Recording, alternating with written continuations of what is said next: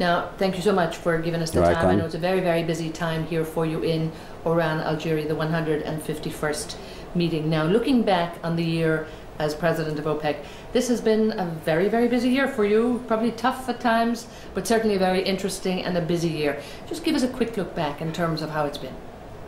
Well, it's been very challenging. I think it started with, good year.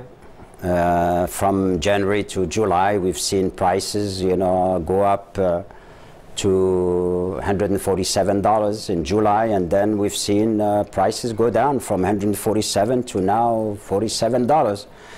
And we've seen the dollar sink to $1.60 in April to the euro, and then strengthening back to $1.25, in October, November. Now it's back weakening again, $1.33.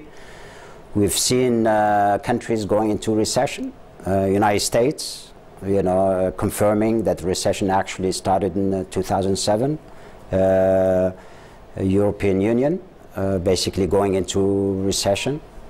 And the impact on China and India, we've seen some images, in China, which shows, the impact of the recession in other countries on China. So it's been a hectic year, and of course, we heard initially about how we are not going to have enough oil, for the world in the next few years, and then suddenly we have a huge amount of oil that we don't know what to do with. It's basically stored in boats, and nobody seems to be talking about this famous the end of the oil anymore.